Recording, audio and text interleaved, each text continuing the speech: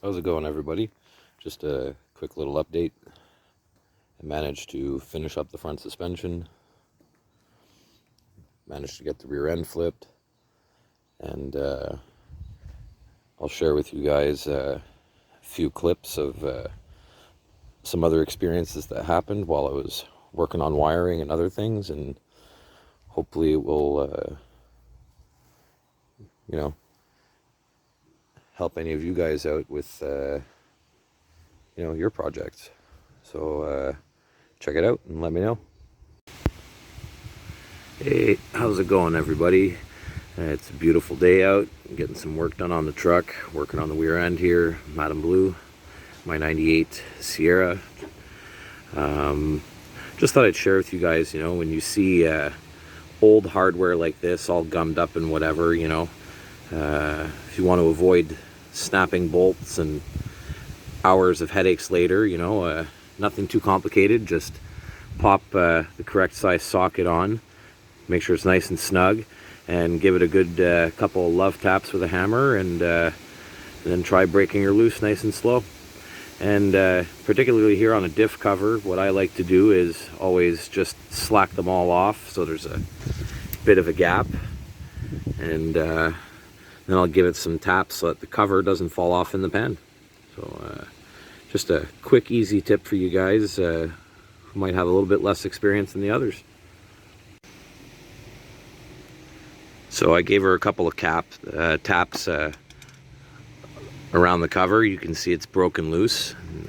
Dropped my screwdriver like a noob. But now that it's all broken loose, just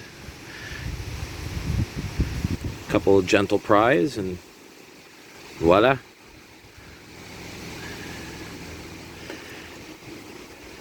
And yes, it smells exactly how it looks, guys. How's it going, everybody? I thought I'd take a couple of minutes here and share some experience with y'all. So working on the truck and getting ready to put the new tie rods on. And what I like to do is take off the old assembly as one, and you more or less have a good idea as to what your alignment will need to be. However, these aftermarket heavy-duty tie rods I picked up were about that much longer than they are now. Way too long. And these sleeves, unlike the OEM factory original sleeve, is only threaded to about here on the inside.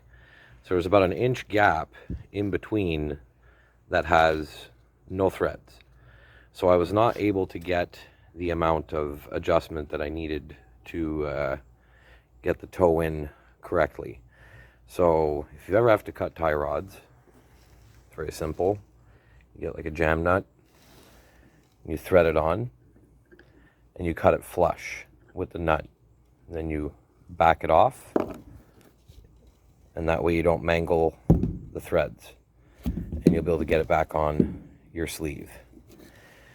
And also, the factory paint that they put on these parts is not very good, and usually you'll notice within a year they're all rusty, crusty brown. And this being a project truck, I like to clean them up and give them a quick coat of something a bit stronger.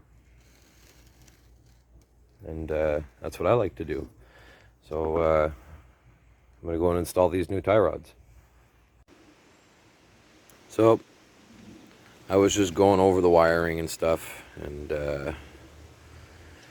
it's a good thing that you look over shit, because sometimes you find crap like this.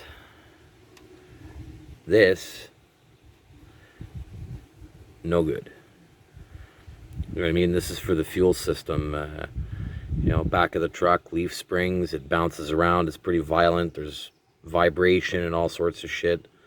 That's a future gremlin that I caught in the act.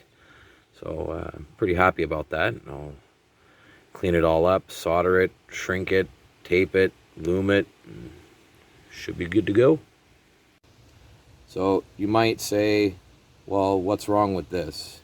Well, splices like this over time do this, and they come apart. No good. Proper splice, see, proper splice, can't pull that apart. So now I'm going to solder that, and I'm going to take all these,